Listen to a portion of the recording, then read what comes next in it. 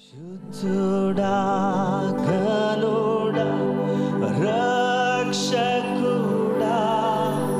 నా కాపరి నీవే నా దేవుడా.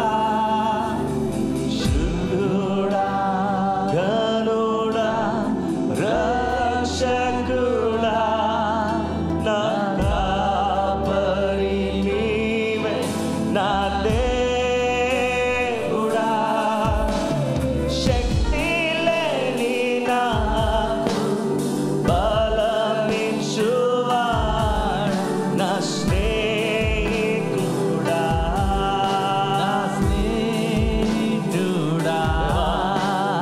బలవంతుడా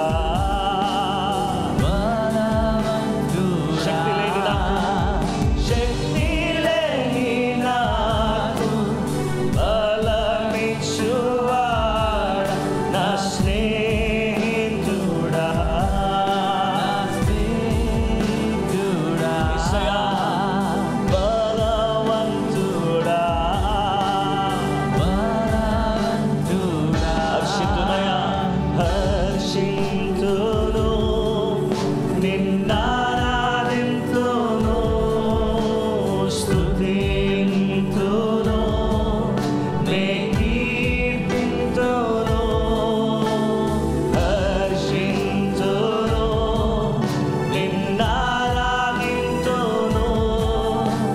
స్తుతింతును నే కీర్తింతును. శక్తి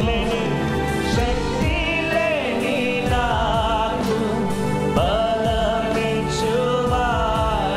నా స్నేహితుడా. సంగమంతా బిగ్గరగా చెప్దాం.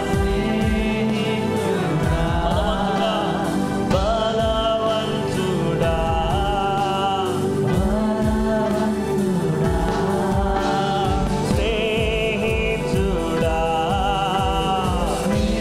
స్నేహితుడా బలవంతుడా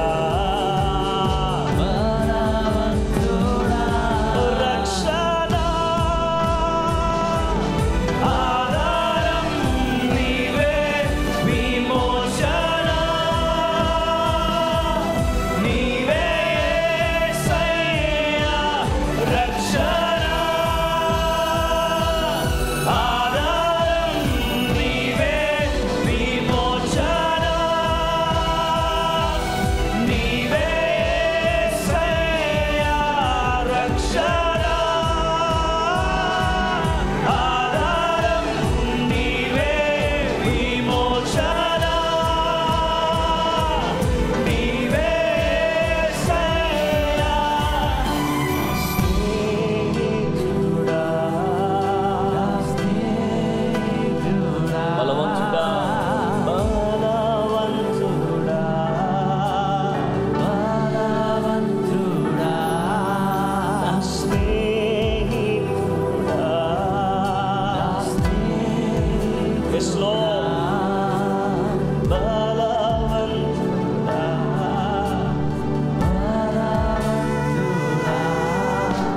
శుద్ధుడా ఘనుడా రక్షకుడా నా కాపరి నీవే నా దేవుడా. శుద్ధుడా నా కాపరి నీవే దేవా. నా దేవుడా శక్తి లేని నాకు నా స్నేహితుడా.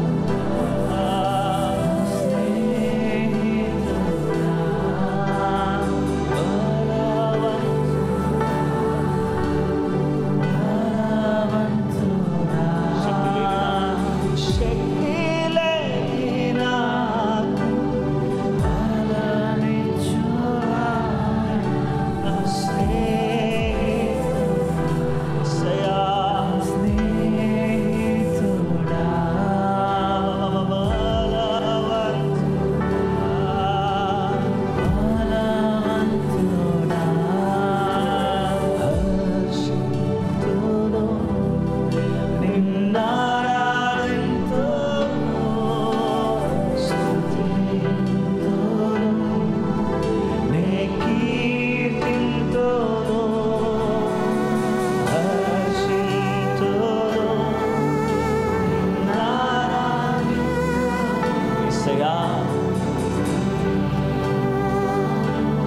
దేవా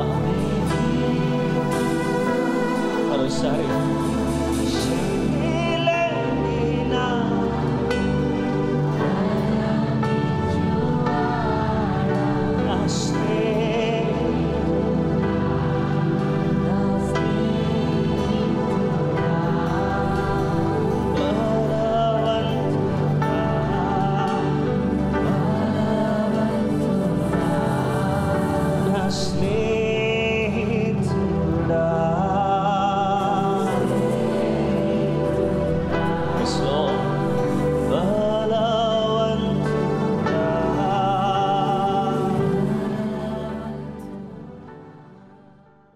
ప్రభువైన యేసుక్రీస్తు నామములో మీకు అందరికీ శుభములు వందనాలు తెలియజేస్తున్నాను.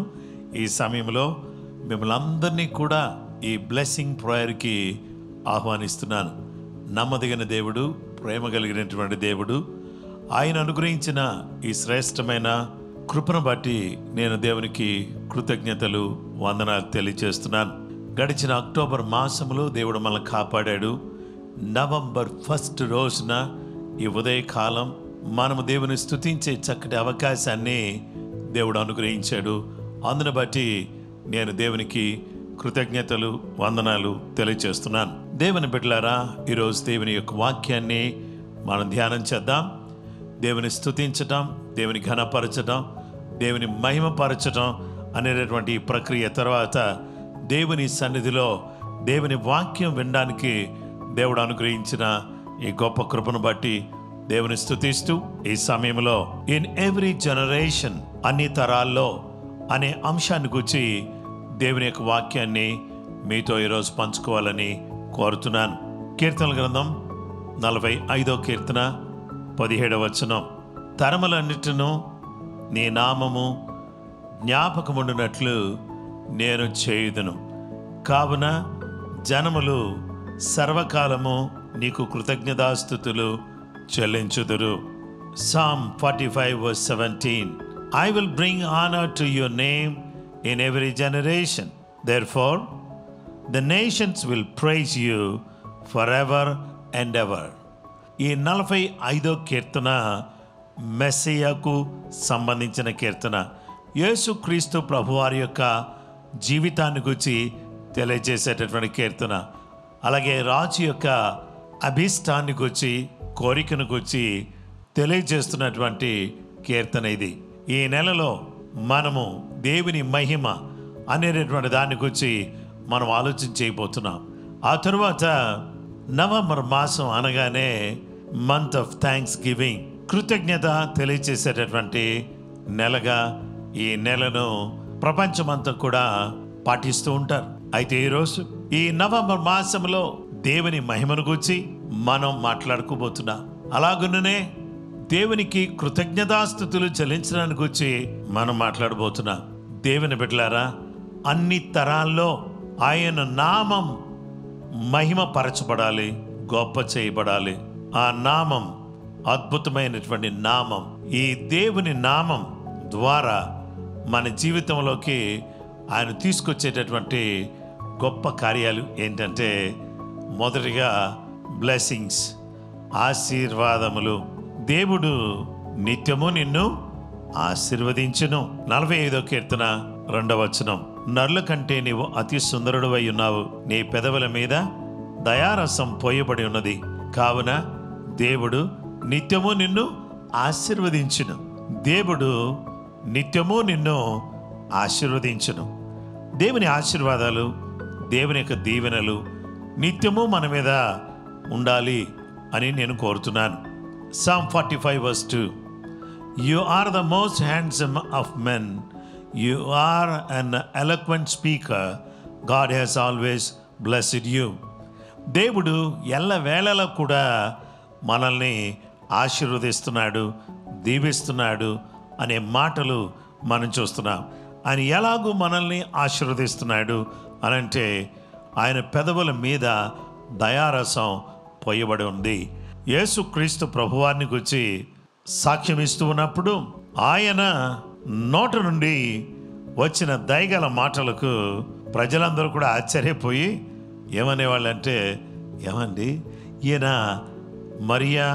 కుమారుడు కాడా? యోసేపు కుమారుడు కాడా? ఇతని యొక్క సహోదరులు మనతో ఉన్నారు కారా? ఇదేంటి ఈ మాటలు ఎక్కడి నుంచి వచ్చినాయి ఈయనకి? ఈ మాటలు అద్భుతాలు చేసే మాటలు, రోగులను స్వస్థపరిచే మాటలు, దయ్యములను వెళ్ళగొట్టే మాటలు, ప్రభావం కలిగిన మాటలు. ఈ మాటలు శరీరధారిగా యేసు క్రీస్తు ప్రభువారిగా ఈ జీవము గల దేవుని మాటలు శరీరాన్ని ధరించుకుని భూలోకానికి వచ్చాయి. ఆ భూలోకానికి వచ్చినటువంటి ఆ మాటలు ఎవరు అంటే యేసుక్రీస్తు ప్రభువారే. ఆయన కృపా సత్య సంపూర్ణుడిగా మన మధ్యలో నివసించాడు. తండ్రి అయిన దేవుని బయలుపరచడానికి పరలోకం నుంచి దిగివచ్చినటువంటి జీవము గల దేవుడు ఆయన. ఆయన మాటలు దయగల మాటలు, ఆయన మాటలు ప్రేమగల మాటలు, ఆయన మాటలు స్వస్థపరిచే మాటలు, ఆయన మాటలు రక్షించే మాటలు, ఆయన మాటలు ఆశీర్వదించే మాటలు. పరిశుద్ధాత్మ ద్వారా ఈరోజు మన మధ్యలో సంచరిస్తూ ఆయన పలికిన మాటలను మనకు జ్ఞాపకం చేస్తున్నాడు. అన్ని తరాల్లో ఈ మాటలు వ్యాప్తి చెందాలి. ఇవి వ్యాప్తి చెందడాన్ని బట్టి వచ్చే ఆత్మ సంబంధమైన, భౌతిక సంబంధమైన, మానసిక సంబంధమైన అన్ని రకాలైనటువంటి ఆశీర్వాదాలు మనం సొంతం చేసుకోవాలని దేవుడు కోరుతున్నాడు. రెండవదిగా అభిషేకాన్ని గురించి మనం చూస్తున్నాం. అనాయింటింగ్. కీర్తన గ్రంథం 45వ కీర్తన 7-8 వచనాల్లో, నీవు నీతిని ప్రేమించి భక్తిహీనతను ద్వేషించుచున్నావు, కావున దేవుడు నీ దేవుడే చెలికాండ్ర కంటే హెచ్చగునట్లు నిన్ను ఆనంద తైలముతో అభిషేకించి ఉన్నాడు. నీ వస్త్రములల్లా గోపరస వాసనే, అగరు వాసనే, లవంగి పట్ట వాసనే, దంతముతో కట్టిన నగరులలో తంతి వాయిద్యములు నిన్ను సంతోషపెట్టుచున్నవి. దేవుడు తన అభిషేకమును కుమారుడైన యేసుక్రీస్తు ప్రభువారికి దయచేశాడు. దేవుని యొక్క అభిషేకాన్ని పొందిన యేసుక్రీస్తు ప్రభువారు అందరికంటే హెచ్చుగా ఉన్నతమైన స్థాయిలోకి యేసుక్రీస్తు ప్రభువాన్ని హెచ్చించటం మనం చూస్తాం. ఎప్పుడైతే యేసుక్రీస్తు ప్రభువారు ఈ భూలోకానికి వచ్చాడో, ఆయన బాప్తిస్మం తీసుకుని ఒడ్డుకు వస్తున్నప్పుడు పరిశుద్ధాత్మ దేవుడు ఆకాశము నుండి దిగవచ్చి పావురపు ఆకారములో ఆయన మీద వ్రాలే, ఇదిగో ఈయన నా ప్రియ కుమారుడు, ఈయనందు నేను ఆనందిస్తున్నాను అని ఆయనను అభిషేకించాడు. లూకా సువార్త 4వ అధ్యాయం 18-19 వచనాల్లో, ప్రభు ఆత్మ నా మీద ఉన్నది, బీదలకు సువార్త ప్రకటించుటకై ఆయన నన్ను అభిషేకించను, చెరలోనున్న వారికి విడుదలను, గుడ్డి వారికి చూపును కలుగునని ప్రకటించుటకును, నలిగిన వారిని విడిపించుటకును, ప్రభు హితవత్సరమును ప్రకటించుటకును ఆయన నన్ను పంపి ఉన్నాడు అని వ్రాయబడిన చోటు ఆయనకు దొరికెను. ప్రకటించుటకు, విడిపించుటకు, చూపును కలిగించుటకు, నలిగిన వారిని విడిపించుటకు, విడుదల ప్రకటించుటకు, నలిగిన వారిని విడిపించటానికి ప్రభు ఆత్మ యేసుక్రీస్తు ప్రభువారి మీద నిలిచినట్లుగా మనం చూస్తాం. ఈరోజు పరిశుద్ధాత్మ ప్రభు అయిన యేసుక్రీస్తు వారి మీద నిలుచుట వల్ల ఆయన ఏం చేయగలిగాడు? అపొస్తలుల కార్యాలు 10వ అధ్యాయం 38వ వచనం, అదేదనగా దేవుడు నజరేయుడని యేసును పరిశుద్ధాత్మతోనూ శక్తితోనూ అభిషేకించెననున్నదియే. దేవుడు ఆయనకు తోడైనను గనుక ఆయన మేలు చేయించు అపవాది చేత, అనగా సాతాను చే పీడింపబడిన వారందరినీ స్వస్థపరచుటకు సంచరించుచునెను. ఆయన తన మాటల ద్వారా మనల్ని ఆశీర్వదిస్తున్నాడు. తన ఆత్మ ద్వారా తన కుమారుడిని యేసుక్రీస్తును అభిషేకించాడు. అభిషేకం పొందిన యేసుక్రీస్తు ప్రభువారు సువార్త ప్రకటించుటకై, చెరలోనున్న వారికి విడుదలను ప్రకటించుటకై, గుడ్డి వారికి చూపు కలుగుటకై, బంధకాల్లో ఉన్నటువంటి వారిని విడిపించడం కొరకై యేసుక్రీస్తు ప్రభువారు ఈ భూలోకానికి వచ్చి ఆత్మచేత అభిషేకించబడి దేవుని తోడును కలిగి ఆయన ప్రజలందరికీ మేలు చేస్తున్నాడు. కుంటి వారిని చూసినప్పుడు చేయి పట్టి లేవనెత్తాడు. గుడ్డి వారిని చూసినప్పుడు వారికి చూపునిచ్చాడు. చెవిటి వారిని చూసినప్పుడు వారికి వినికిడి దయచేశాడు. మూగవారిని చూచినప్పుడు వారికి మాట్లాడే శక్తినిచ్చాడు. పక్షవాయువుతో పడి ఉంటే వారిని లేవనెత్తాడు. మేలు చేసే దేవుడు. ఈ సమయంలో యేసుకు దేవుడు తోడై ఉన్నాడు గనుక ఆయన మేలు చేయించు ఎన్నో రకాలైనటువంటి అపవాది చేత, సాతాను చేత కట్టబడి పీడించబడుతూ నెమ్మది లేకుండా బాధపడుతున్నటువంటి వారికి విడుదలను కలిగించడానికి యేసు సంచరించుచున్నాడు. శరీరధారిగా ఉన్నప్పుడు యెరూషలేములోను యూదయ సమరయ ప్రాంతముల యందు మాత్రమే సంచరించాడు. పునరుద్ధారుడైన తర్వాత, చనిపోయి సమాధి నుంచి తిరిగి లేచిన తర్వాత పరిశుద్ధాత్మ దేవుడు ఈ నవంబర్ 1 రోజున ఆయన సంచరిస్తూ మీ ఇంటికి వచ్చాడు. మీకు మేలు చేయాలని, మీ కృంగిన స్థితిని తీసివేయాలని, అద్భుతమైన కార్యాలు మీ జీవితంలో జరిగించాలని ఆయన కోరి, ఆయన తన సహాయాన్ని, తన ప్రేమను మనకు వ్యక్తం చేస్తున్నాడు. మన ప్రభు సంచరిస్తున్నాడు. ఆయన మేలు చేయడానికి సంచరిస్తున్నాడు, మేలు చేస్తూ ఉన్నాడు. ఈరోజు మీ కుటుంబంలో ఆయన సంచరిస్తున్నాడు. ఆయన మేలు చేయడానికి ఆయన ఇష్టంగా ఉన్నాడు. అన్ని తరాల్లో ఆయన యందు విశ్వాసం ఉంచి వారిని ఆశీర్వదించే దేవుడు, అభిషేకం కలిగి ప్రతి వారికి మేలు చేసే దేవుడు. అలాగే మూడో విషయం, కుమారులు, సన్స్. 45వ కీర్తన 16వ వచనం, నీ పితలకు ప్రతిగా నీ కుమారులుందురు, భూమి అందంతటా నీవు వారిని అధికారులుగా నియమించదవు. Psalm 45:16, instead of your fathers shall be your sons, whom you shall make princes in all the earth. Set your mind now on sons. కుమారుల మీద మీ మనసు పెట్టండి. నీ యొక్క తండ్రుల మీద, తాతల మీద కాకుండా ఇప్పుడు వారు రాజులుగా, ఏలికలుగా మారడం కొరకు వారి మీదను, ఇప్పుడు వచ్చేటటువంటి తరం మీదను మీరు దృష్టి పెట్టండి. దృష్టి పెట్టి వారిని దేవుని మహిమార్థమై నిలబడేటట్టుగా మీ మనస్సును ఆ పిల్లల మీద, కుమారుల మీద పెట్టండి. ప్రస్తుతం ఉన్న తరం మీద పెట్టండి. వారు చీకటిలో ఉండకూడదు, వారు వెలుగులో ఉండాలి. వారి జీవితంలో అపవాది చేత పీడించబడకూడదు, వారు దీవించబడాలి. వారి జీవితంలో ఏ విధమైన పాపం కింద మగ్గిపోకూడదు, పాప విముక్తులు కావాలి.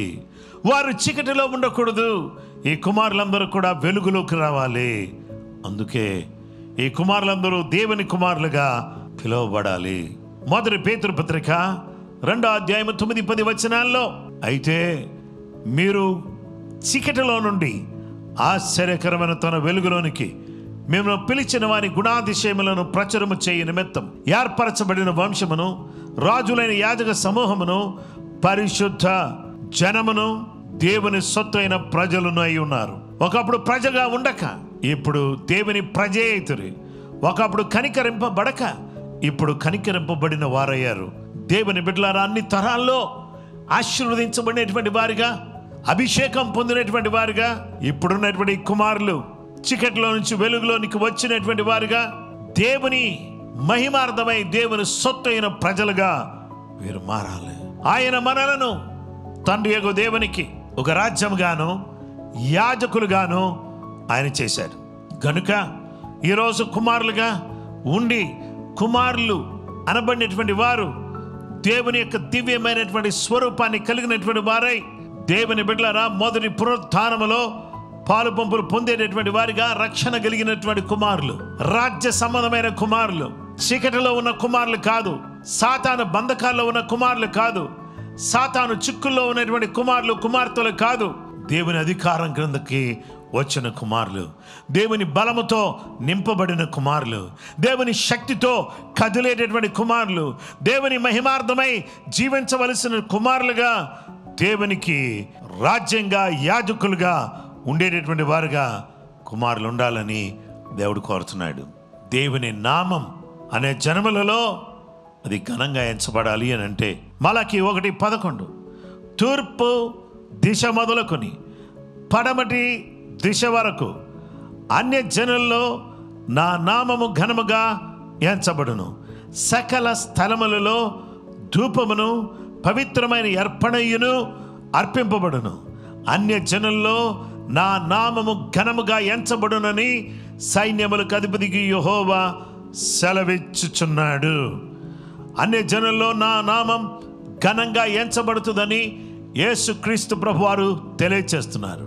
యెషయా గ్రంథం 59:19 పడమటి దిక్కున నున్నవారు యెహోవా నామమునకు భయపడుదురు, సూర్యోదయ దిక్కునున్నవారు ఆయన మహిమకు భయపడుదురు. యెహోవా పుట్టించు గాలికి కొట్టుకొని పోవు ప్రవాహ జలముల వలె ఆయన వచ్చును. యేసుక్రీస్తు ప్రభువారు ఇదిగో త్వరగా రాబోతున్నాడు. అన్య జనుల్లో ఆయన నామం ఘనంగా ఎంచబడుతుంది. ఎందుకు తెలుసా? ఆయన రక్తం చేత కడగబడినటువంటి కుమారులు, ఆయన రాజ్య సంబంధమైన కుమారులు, చీకటిని వదిలిపెట్టిన కుమారులు, చీకటిలో నుంచి వెలుగులోనికి వచ్చిన కుమారులు, కుమార్తెలు, దేవుని ఆరాధిస్తున్న కుమారులు, దేవుని కొరకు జీవిస్తున్న కుమారులు, దేవుని వాక్యాన్ని చదువుతున్న కుమారులు, దేవుని ఆత్మచేత నింపబడి అహర్నిశలు ప్రార్థన చేస్తున్న కుమారులు, కుమార్తెలు ఎప్పుడైతే లేపబడతారో అన్ని జనుల మధ్యలో దేవుని నామం ఘనంగా ఎంచబడుతుంది. అంత మాత్రమే కాదు, ఈ ఘనంగా ఎంచబడిన వారి మీద దేవుని మహిమ దిగివచ్చి నిలుస్తూ ఉంది. ఎప్పుడైతే దేవుని మహిమ వారి మీదకి వచ్చి వారి మీద నిలుస్తుందో అనేక మంది ఆ కుమారుని చూచి భయపడేటటువంటి వారిగా మనకు కనబడతారు. అన్ని తరాల్లో ఏం కనబడాలని చెప్పి దేవుడు కోరుతున్నాడంటే, in all generations people should receive blessings. ఆశీర్వాదములు పొందేటటువంటి వారిగా ఉండాలి. People should receive the anointing of the Holy Spirit. ఆత్మాభిషేకం కలిగిన వారిగా ఉండాలి. ఆ ఆత్మాభిషేకం కలిగినటువంటి వారైనటువంటి కుమారులు, కుమార్తెలు చీకటిలోంచి వెలుగులోకి వచ్చిన వారు, జీవగ్రంథంలో పేరు కలిగిన వారు, దేవుని రాజ్యానికి హక్కు కలిగిన వారు, ఆత్మచేత నింపబడేవారు, వాక్యాన్ని చదివేవారు, ప్రార్థన చేసేవారు, ఆరాధించేవారు, ఈ లోకములో దేవునికి మహిమను తెచ్చేవారు అలాగూ జీవించాలని దేవుడు తన కృప మనకు చూపిస్తూ ఉన్నాడు. అలా జీవించాలని దేవుడు తన వాక్యాన్ని, తన ఆత్మను మనకు దయచేస్తున్నాడు. ఆయన ఆశీర్వాదం ఇచ్చి, ఆయన ఆత్మాభిషేకం ఇచ్చి, ఆయన కుమారులుగా చేసుకుని ఆ కుమారుల ద్వారా మహిమ వచ్చేటట్టుగా చేయాలనేదే ఆయన కోరిక. మీ పిల్లలు, మీరు అన్ని తరాలు ఆశీర్వదించబడి అభిషేకించబడి ఉండాలి. ఈ నవంబర్ మాసంలో దేవునికి కృతజ్ఞతలు చెల్లిస్తూ, దేవుని నామాన్ని కొనియాడుతూ, ఆయన నామాన్ని హెచ్చిస్తూ, ఆయన ఆశీర్వాదాలు పొందినటువంటి బిడ్డగా, ఆయన అభిషేకం పొందిన బిడ్డలుగా, ఆయన మహిమను చూపించే కుమారులుగా, కుమార్తెలుగా మీరందరూ కూడా తీర్చిదిద్దబడాలని నేను కోరుతున్నాను. ఆ విధంగా కృపగల దేవుడు ఈ నవంబర్ మాసంలో ప్రతిరోజు కూడా మిమ్మల్ని ఆశీర్వదించడానికి, అలాగే మిమ్మల్ని అభిషేకించడానికి, ఆయన మహిమను మీతో ఉంచటానికి ఆయన ఇష్టపడుతున్నాడు. అలా ఉండి ఆ మహిమ గల దేవునికి సాక్షులుగా జీవించడానికి ఈ నెలంతా దేవుడు తన కృప, తన సహాయం మనకు అనుగ్రహించును గాక. ప్రార్థన చేసుకుందాం. సర్వశక్తి కలిగినటువంటి మా గొప్ప తండ్రి, గడిచిన అక్టోబర్ మాసంలో మీరు మమ్మల్ని కాపాడారు. 2025వ సంవత్సరంలో ప్రతి నెల మమ్మల్ని కాపాడుకుంటూ 10 నెలలు మమ్మల్ని ఎంతగానో ప్రేమించి, దీవించి, సహాయం చేస్తూ వచ్చారు. ఈ 11వ మాసంలో మేము నీకు కృతజ్ఞతాస్తుతులు చెల్లించటానికి, అన్ని తరాల్లో నీ ఆశీర్వాదం వెల్లడిపరచువాడవని, నీ అభిషేకాన్ని అనుగ్రహించువాడవని, నీ మహిమనిచ్చి బలపరిచే దేవుడవని మీరు మాతో మాట్లాడుతూ వచ్చారు. మేము నీ కుమారులుగా, నీ కుమార్తెలుగా ఉండి ఈ లోకములో నిన్ను ఘనపరిచేవారిగా, నిన్ను మహిమపరిచేవారిగా, నిన్ను ఆరాధించేవారిగా, నీ గొప్ప నామాన్ని కొనియాడేవారిగా మేము ఉండడానికి మాకు సహాయం చేయండి. వృద్ధులను కాపాడండి, యవనస్తులను కాపాడండి, చిన్న పిల్లలను కాపాడండి. చలి బారిన పడకుండా అందరినీ తప్పించండి. అందరికీ ఆరోగ్యం, అందరికీ శక్తి, అందరికీ బలము దయచేయండి. ఎవరు అనారోగ్యంతో బాధపడుతున్నారో వారికి స్వస్థతను శీఘ్రంగా కలిగించండి. ఇప్పుడే బలహీనత తొలగిపోవును గాక. ఈ నెలలో నీ బిడ్డలకు కావలసిన ఆర్థిక అవసరాలన్నీ తీర్చండి. వారు కట్టవలసినవి, వారి ఇంట్లో కావలసిన వాటన్నిటికీ కావలసిన సమృద్ధి, ఆర్థిక సమృద్ధిని, వస్తు సమృద్ధిని, ఆత్మ సమృద్ధిని, ఆశీర్వాద సమృద్ధిని నీ బిడ్డలకు దయచేయండి. ప్రతి బిడ్డను ఆశీర్వదించండి. నీ దీవెన ఆశీర్వాదాలతో నీ బిడ్డలు నింపబడి నీ కృపలో వర్ధిల్లుటకు నీ సహాయం, నీ ఆశీర్వాదం కలిగించుమని యేసు నామములో ప్రార్థించి వేడుకొనుచున్నామా పరలోకపు తండ్రి, ఆమేన్. అందరికీ నూతన మాస శుభాకాంక్షలు తెలియజేస్తున్నాను. ఈ నవంబర్ మాసం మీకు ఆశీర్వాదకరంగా, దీవెనకరంగా ఉండాలని నేను కోరుతున్నాను. ఆ విధంగా దేవుడు తన కృపను, తన సహాయాన్ని మీకు, మీ కుటుంబాలకు, మీ పిల్లలకు, మీరు చేస్తున్న ప్రయాణాలకు దేవుడు తోడుగా ఉండి మిమ్మల్ని నడిపించాలని కోరుతూ ఈ మాటలు ముగిస్తున్నాను. కృప మీకు తోడైనను గాక. ఆమేన్.